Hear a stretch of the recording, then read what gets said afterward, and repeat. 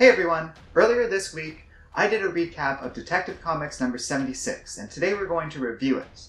This was a pretty fun comic, and at the end of the video I'm going to get into why, even though it's dated, I don't really think that matters. In fact, I don't really think whether or not something is dated matters at all. Before we get into that, be sure to subscribe to our channel and check out our Patreon page in the comments section below. Now, let's begin. So overall, this is a pretty fun comic.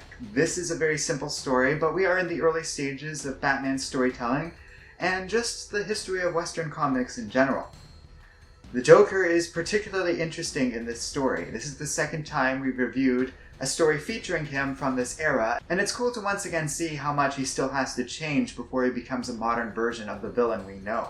He's much more of a gimmicky crook, and would stay that way for decades. Yet here, at a time period before the Comics Code Authority was a thing, he's still very dangerous. The only reason that Batman and Robin weren't killed by the Joker in this comic is over a very valid concern that people would hear gunfire coming out of the flower shop. This would attract attention, and it's a rare moment of a villain not killing his enemies under circumstances that actually make sense. Because of that, even though this is like an old-timey 1943 pre-Golden Age comic, the Joker still feels pretty deadly, and in some ways is handled better than some modern TV shows and movies I can think of when it comes to recent Joker adaptations. The art isn't all that great, as it always strikes me as super rushed.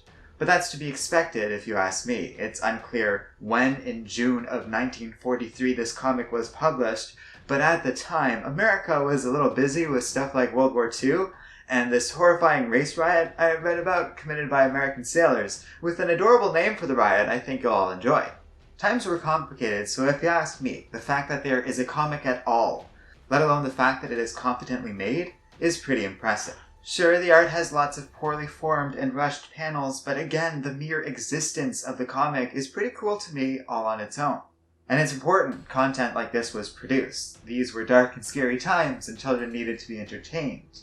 This is also from an era where DC clearly cared about providing a certain level of quality to kids, as this comic mentions how it is developed in consultation with child psychologists and other experts right out of the gate. It's interesting how all this has changed, but also kind of funny.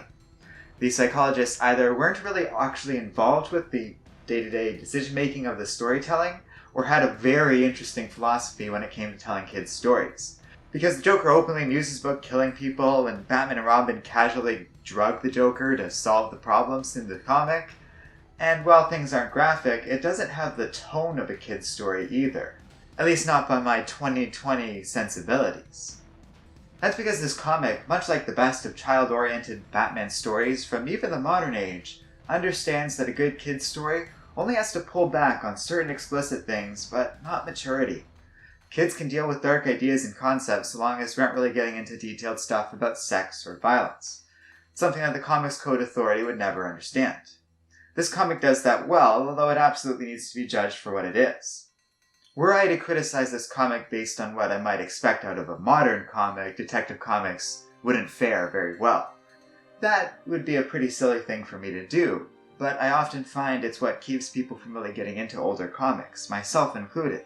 It took me a long time to come around to these relics, as it's hard to get past the older, handmade art and much more simpler storytelling, until I started to appreciate these for what they are, little historical documents, snapshots of a small slice of American world history. That's why I kinda love this comic. You can learn a lot about what people thought of the world around them through this comic, like you could from any work of this era. But it is amazing the stories, the details of everything can tell. From the technology of the time period, and even what they call the greenhouse, to the fashion sensibilities of our characters, this comic is full of information just under the surface. You can get a sense of the culture through this, but also the economics of an America before the New Deal, and even the dynamics of a world under segregation, and how uneven things still were in this time period. With all that in mind, I do think I would ultimately recommend this comic. It's good fun regardless of how simple it might seem in execution.